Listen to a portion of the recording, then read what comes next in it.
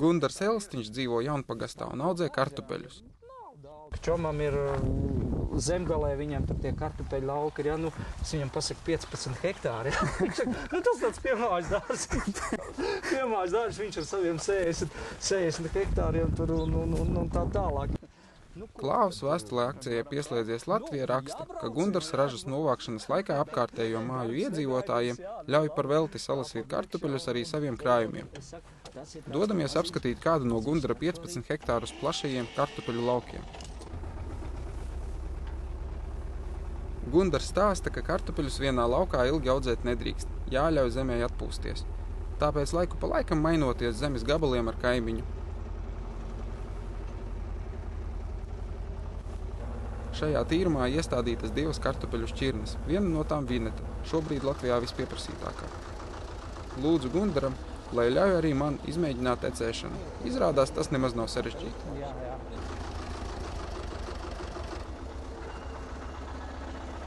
Nu kā? Bija labi, bet kā sanāca? Nu normāli, kas tur var nesanāk, tur tikai ir jābrauc. Neizārdīja? Nē, te nav ko izārdīt. Vat, kad būtu vagoši, tad ir jāskatās. Tad būtu izārdīts. Nē, tad arī nebūtu izārdīts. Galvenais ir, ka pa vagām notrāpīt. Iespējams, Gundars ir vienīgais kartupeļu audzētājs Latvijā, kas ražas novākšanu sagaida ar salūtu. Parasti, kad ir kartupeļu ņemšana, tad ir svētku pirmā diena. Tad ar raķetēm ir, jā. Ar raķetēm mēs pagājuši gadu beidzām šo lauku, ne otru lauku, diezgan pavēl, bet tad bija raķetes. Tad gāja ar raķetēm, bijām tā piegriezušies, jo raža bija nenormāla. Es negribu lielīties, bet šeit bija kartupeļi, kas deva 600 centners no hektāra. Tas ir nenormāli, ja. Mēs nezinājām, kur likt, pabrauc un tur papakaļ ar kombainu piekabe pilna, ja. Nu nav kur likt, ja.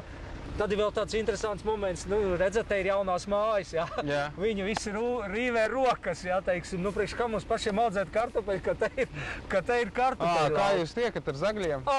Tur ir tas interesantākais. Tur ir cits insekticīds, ja. Nē, te ir tā. Pats esmu mednieks, ja. Un visi to zina, ar to arī pietiek, vai ne? Nē, ar to nepietiek. Ir tā, kad es arī vakaros atbraucu, ja, ar lukturiem. Pāršreiz izšauju ar pīļas krotīm, ja. Tad tās, teiksim, tās valodas aiziet tik tālu jau, un ka te, principā, ka te notiek drausuma lietas, ja. Un, teiksim, no visa tā lielā lauka, ja, man bija izrakts apmēram, tāds 2 kvadrātmetru pleķīts. Klāvs vēstulē raksta, ka Gundaram saimniecībā noderētu dators, jo ar tā palīdzību varētu atrast jaunus pircējus, iegūt informāciju par šķirnēm un piedalīties Eiropas Savienības projektos. Es esmu apguvis, kā braukt ar traktoru. Šo to es uzzinājis jaunu par kartupeļiem, to audzēšanu. Sapratis, ka tas nav tik vienkārši iemeti kartupeļu zemē un gatavs.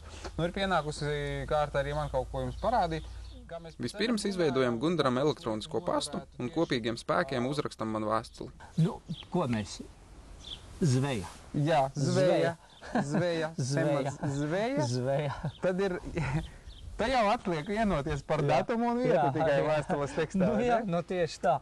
Baigās karpas ņem. Uzrakstam tad. Kad esam vienojušies par copes lietām, atveram Google lapu, lai iemācītos meklēt informāciju. Kartupeļu biezenis. Biezenis nevajag. Viņš jau rāda priekšā kaut ko. Pankūkas. Viņam jau ir aizdoma, ko mēs varētu meklēt. Pirmais, ko viņš iesaka, kartupeļu pankūkas. Tas ir gala rezultāts, bet līdz tam vēl jānonāk. Līdz tā vajag kaut ko. Te ir tikai klimpas un salāti. Kartupeļu šķirnes. Un... Lūk, viņš izdod mums sarakstu ar tām mājaslapām vietām, kur ir aprakstīts. Un arī īsts tekstiņš no tās pašas mājaslapas, lai mēs saprotam arī to kontekstu, kādā ir izmantot šis vārdu salikums kartupeļu šķirnes. Atrodam lapu Eiropa teitos un uzzinām, ka citvieta Eiropā ēd pavisam citas kartupeļu šķirnes nekā Latvijā. Arī pie mums iecienītā Vineta šeit nav atrodama.